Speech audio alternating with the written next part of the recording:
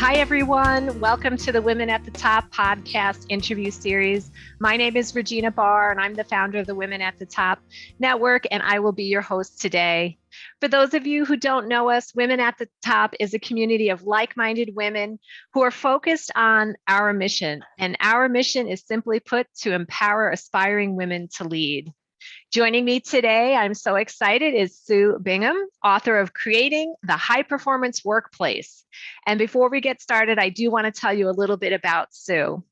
Sue is founder and principal of HPWP Group, which specializes in leadership and organizational development and training solutions. For over 30 years, she has provided direction to companies in the transportation and logistics, pharmaceutical, aerospace, food, bottling, floral, optical, textile, and medical device industries. And I think I have to say, she has got it covered. She's worked closely with company leaders to analyze their organizational and facilitate the implementation of common sense systems that have a positive impact on the organization's bottom line. She's an expert at effectively using culture to form a common language across global operations, leading to greater collaboration, higher levels of team member satisfaction, and increased business unit cooperation. Doesn't that sound like something we could all use more of? Her passion, simply put, is helping companies embrace and transition to high performance work environments. On that note, please join me in welcoming Sue to our call today. Thanks, Regina. So I'm very excited to be here with you today having this conversation. I think, there's so much going on in the work environment right now. And I think this topic is top of mind for just about anyone, particularly when they're struggling to get employees, right? Yes. So I always like to hear a little bit about the backstory. You have started your career in human resources, which is near and dear to my heart, and you became disenchanted with that world and with that role. So tell us, what inspired you to write this book, Creating a High Performance Workplace?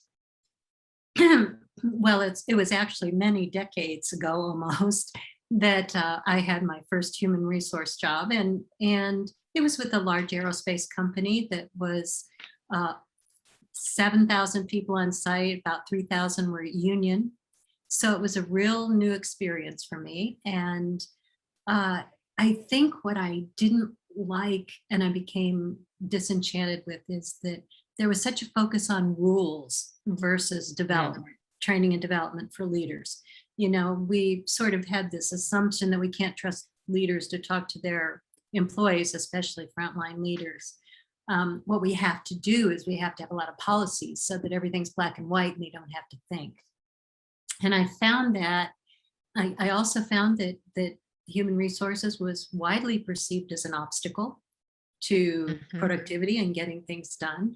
And I wanted it to be different. So fortunately, I had an exposure to someone who had developed a real high performance philosophy and system. It's really an operating system because it's taking the words and putting them into action, and that can be reinforced. So I had that opportunity and got to open a number of manufacturing plants and do all the leadership training and development and all the systems that supported high performance.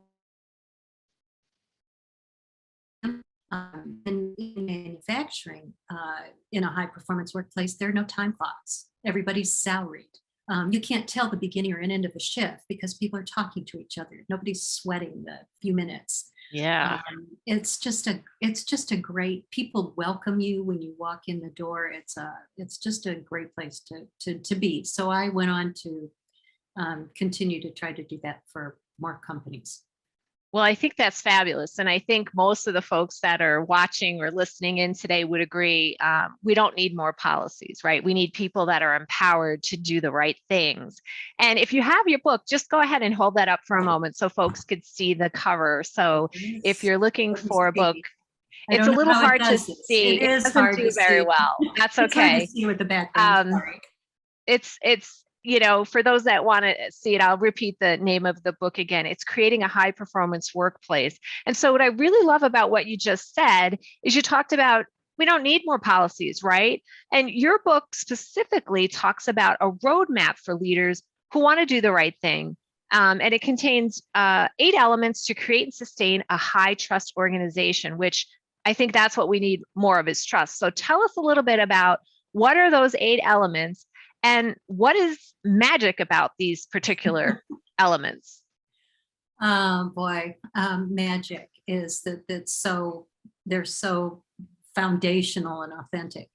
And the first one is positive assumptions about people. That's the foundation. You know, as we go through life, we've had positive experiences and bad experiences that involve people. But if we've let that taint our view of the workforce in general, which some have, then unfortunately we tend to expect that something bad's going to happen, and that's reflected in most policies, human resource policies and employment policies and so on, even down to having people sign a handbook that they know the new employee hasn't read, but at least to get that signature. So if they ever said, well, I didn't know that, then we could come back and say, but you signed. So it sets it up to be sort of antagonistic from the very beginning. And it's so subtle that we've just gotten kind of used to it. So that's— What's another one? What's another one's element? mutual trust and respect. Another Yes. one is adult to adult communication, emphasis on the adult to adult communication. There's training and development, which just makes sense.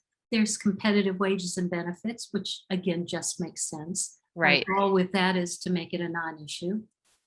Oh boy, I need to really refresh myself. That's okay. So I'm gonna go ahead with the last one, and then I have a segue question. Let me tell you one more. One of them is eliminating negatives. A lot of companies seem to have 2 classes of workers. You know, it might be the office and the planner, it might be management and employees, whatever it is. And we seek to eliminate that so that everyone feels valued and they're on a level playing field. Yeah, it's like I had that my own experience. It was like us and corporate, us and them, us. No, there's one team. But what I want to follow up on is the adult to adult communication, because it's very interesting to me that very often people default almost to their childhood forms of communication, especially when they're under duress or they feel cornered or they're, under some kind of stress. So say a little bit more about the adult to adult. Well, again, it's grounded in positive assumptions about people, recognizing that the people that you're working with are adults. They own homes, they raise children.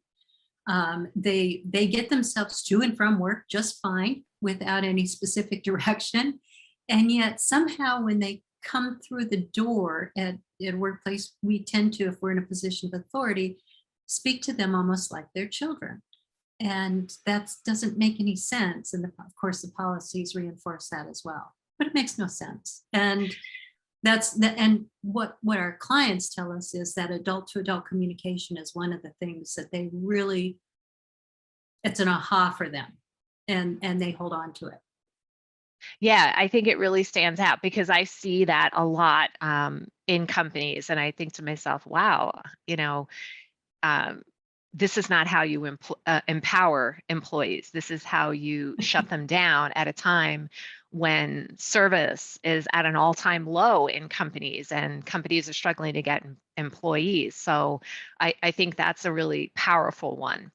So you have quite a wide variety of experience. I don't think there was an industry that I can think of that we might have missed that you haven't worked in. And you've clearly worked across many different types of cultures, types of companies, et cetera. So when you think about your work experience and you think about the elements of your book, which one do you think is easiest for most companies to implement, and which one do you think is the most challenging for them to implement?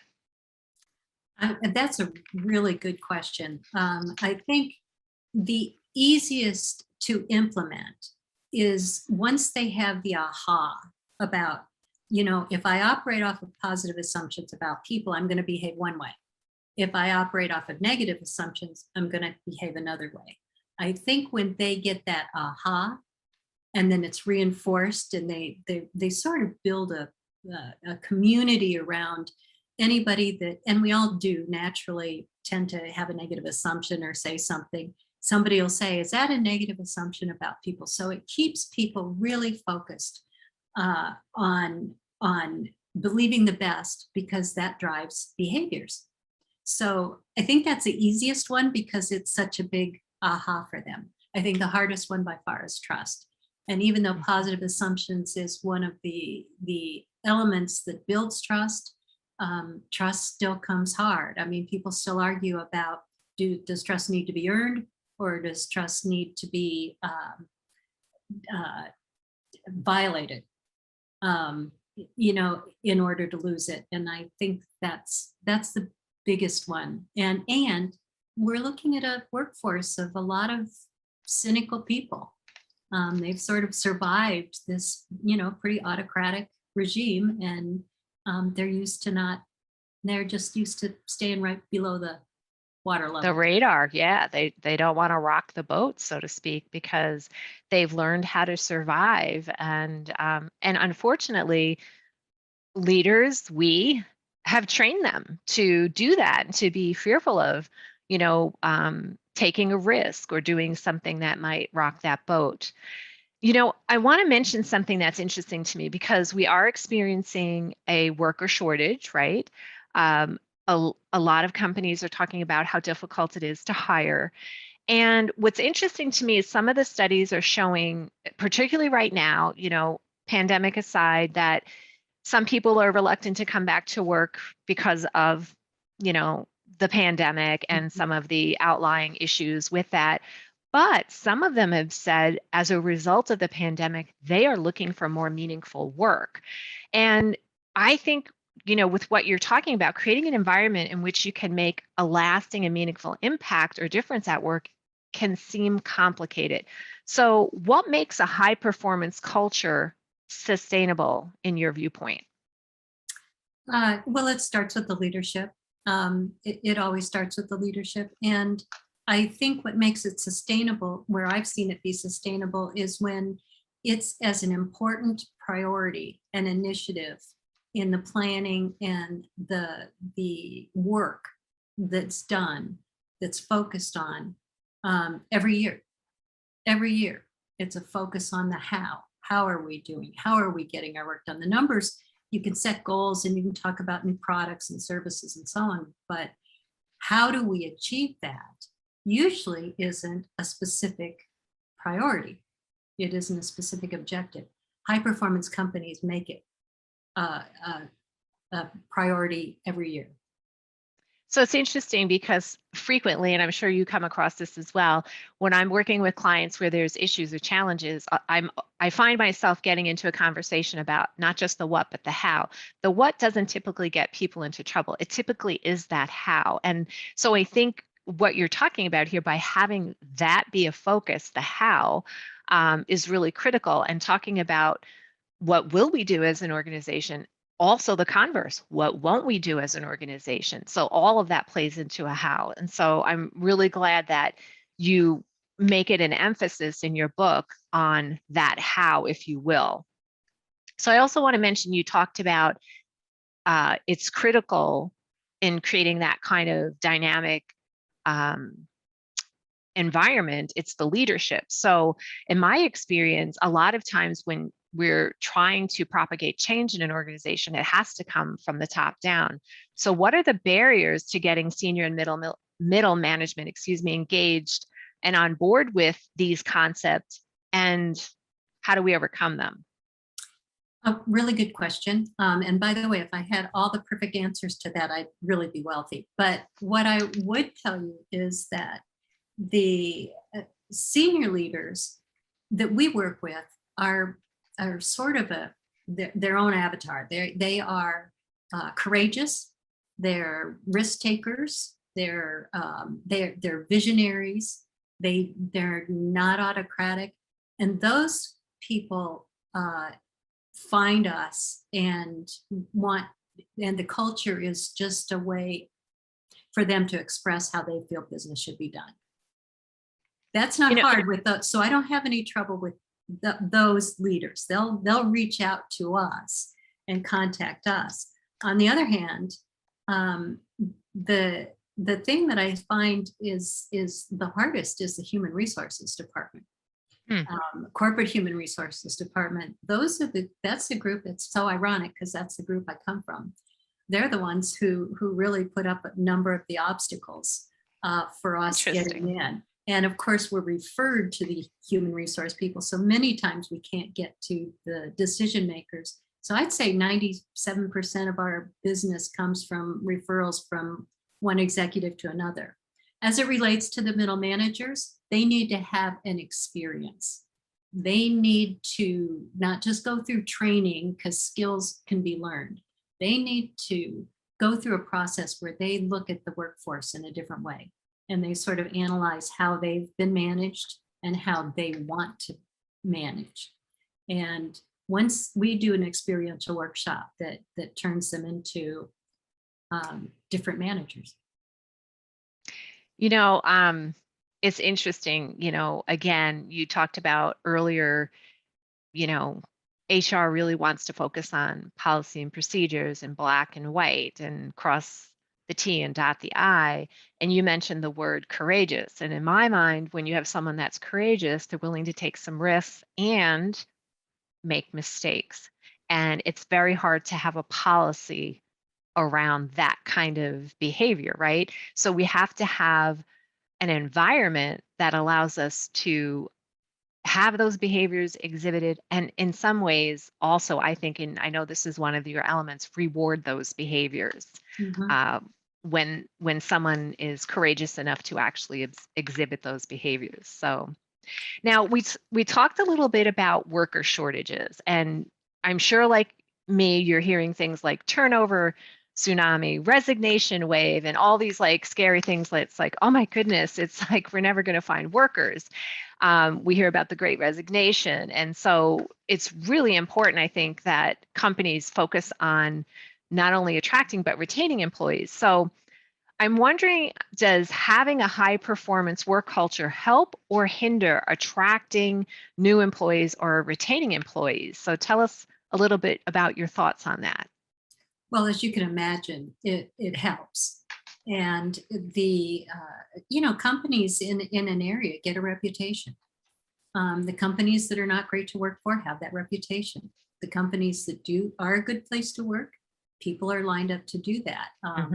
We worked with a company in Georgia where, other companies in the area were struggling to find people, but we had a waiting list of people that wanted to join there because they just knew it was a great place to work. So it's reputation, it's word of mouth, it's all those things that attract. And I would tell you that a high performance workplace typically has a turnover rate of somewhere between 2 to 4%. That's nominal compared to some that I'm hearing. I heard of an organization that literally said, and God bless them for being willing to say it out loud, that they're experiencing between 27% and 30% turnover. So think about that. Oh, I've worked with companies that's twice that. Wow. Okay, twice that. That's scary to me because I thought the 27% to 30% was quite significant.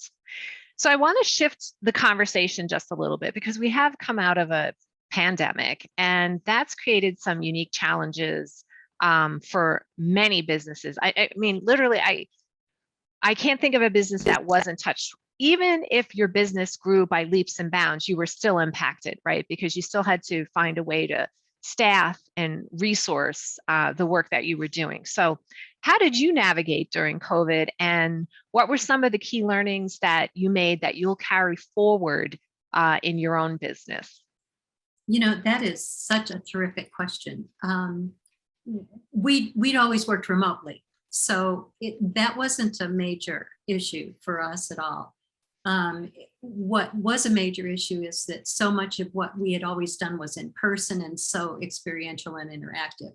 And of course, that came to a complete halt.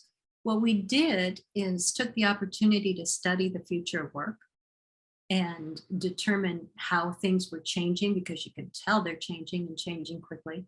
but we looked at the future of work and saw that what we do is foundational: to be agile, to be flexible, to be fast. Speed is the new currency, not cost as much anymore, more speed. So we really looked at how do you accomplish that? And it still all comes down to the basic principles. It's so simple, Regina. We're just people. We want to be valued. We want to be challenged. We want somebody to care about us. And we want to have some purpose. And even the newer generations want to have purpose, a broader purpose with the company. So that's what I would say is we studied the future of work. We now are more expert, if I could say that, in understanding what changes need to take place organizationally within companies. The hierarchy is going to be too slow. It's going to exist, but it's going to have to be modified, and companies are going to need to incorporate networks, and the leadership is changing in terms of the need to be more connected and to distribute power. So all of those things are major changes that I think the executives will struggle with, and understandably so. And so we need to just get back to the foundations and the basics, and we will be able to work our way through that. So when you think about the companies that would be best positioned for this new workplace that you've studied going forward, what are some of the companies that you think are best positioned to take advantage of that? Well, that's a great question. Maybe the companies that were already had flexible work schedules, were working remotely and so on, had figured out how to maintain that kind of communication as well.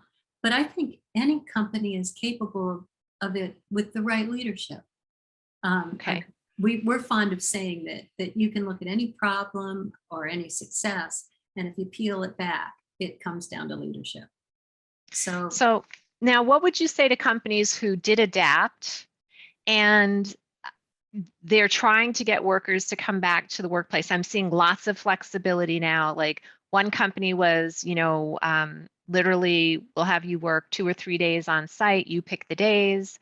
My husband's company said, okay, we're going to have flexibility, but you can work remotely on Mondays and Fridays, but we want you in on Tuesday, Wednesday, Thursday. They have core hours, so we want you available during these core hours. So, and then people are experiencing Zoom fatigue. It's a whole different way of relating and building relationships. And I've heard horror stories of people who were hired by companies during COVID and then onboarded or not really onboarded, and how they're having such a hard time connecting to the culture and really getting engaged. So what do you say about all of that? Well, we just published an article on HBR about this topic. And one of the things that my biggest fear was that companies would go back to trying to insert a policy, a one size fits all. Mondays and Fridays, you can work remotely. Tuesdays through Thursdays, we're here. One of the things is people are more productive at different times of the day. Some are more productive in an office situation. Some are more productive at home. Some want to blend. What I think is important is it gets down to simply having the leader of the team say, here's what we need to in terms of service and productivity and output, and to a very high level. That's what we need to do. How, as a team, how do you think we should best organize ourselves to do that? And yeah, goes back to treating people like adults and not like children. Not like children, but instead of saying Mondays. And the other thing I think is important is that in this age, in the future of work, we need to treat everything more as an experiment. So you try something. So even if you're trying the Mondays and Fridays and trying to do a policy of one size fits all, 2 months later, get feedback on what's working and what's not, and be willing to adjust. It's okay to try something out. And if there's ways to improve it, well, that's what we'll do. But I think that's the whole way business will go, is more of a more of an experimentation and then fix it as we go. I always chuckle. I tell people, well, if you're nervous about trying something, call it a pilot. And Yes. then it kind of frees you to try something and then adjust course, right? Because that's what you would do in a pilot program. Yes. So I love what you're saying. One size we're finding clearly does not fit all. And I also liked how you referenced different strokes for different folks, especially about the energy piece, because I think that's something that's really critical. People need to know how and when they could work to the best of their ability. I'm more creative in the morning, so I need to do creative endeavors in the morning and not get bogged down in, QuickBooks or something like Yes. that that's not Yes. very creative. And also then connect with people, because I'm a people person when I'm needing that hit of energy. And so that to me is more in the afternoon. So I think that that's a really untapped resources that companies need to take a look at, and to your point, allow workers to make some of those choices themselves. Again, trusting them, treating them like adults. So I really And appreciate. it builds teamwork too. I mean, if somebody's having trouble at home or something's happening, the team is more likely to focus around supporting that individual and assuring that the objectives are still met, that the output is still what it needs to be. I did leave out one thing. I can't let it go, Regina. One of the most important elements of a high performance workplace is high expectations. Yes. All the other part of it is great. It's a great place to work. It feels good. You've got higher retention, all those things. But if you want high performance, you've got to have high expectations. And that's a piece where we focus a lot on how do you even describe the job? You've been in human resources and those job descriptions that end with Yes. all other duties as assigned. Mm-hmm. So what does that say?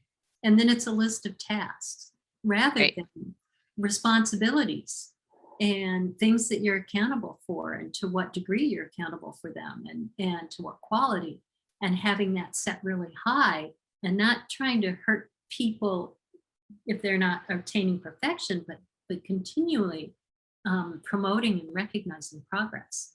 Yes. That's challenging. People like that. People want to work there.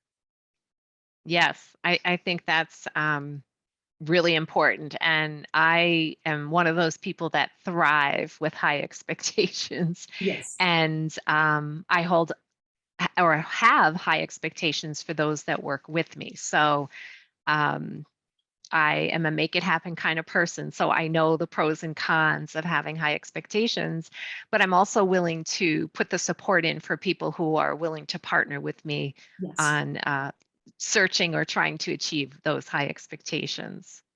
So we're starting to wind down on our time together today, Sue. And I always like to ask folks if there was one piece of advice that you would have that those watching or listening today could take away from our time together. What would it be as it relates to creating a workplace where people would love to come to work? Boy, that's so good. Such a good question. My advice would be, remember that everyone we're working with are adults, and that Yes, the vast amen. majority of them are good people. And I love that. if we operate off of positive assumptions about good people and high expectations, we'll have the reputation of being the best place to work. We'll attract the highest quality people support. So that would be and to keep it simple. Stop trying to legislate everything through policy. Keep it simple. People can talk to each other and figure things out. So on that note, that concludes our interview with Sue Bingham today. And just a reminder, you can learn more about Sue and her programs at hpwpgroup.com. And I'll repeat that, hpwpgroup.com. So thank you so much for being here with us today, Sue. And for those of you listening in, don't forget to visit reginabarr.com to learn more about our upcoming podcasts and other events under the events page. And with that, I want to say thank you everyone for being here today. Have a wonderful day.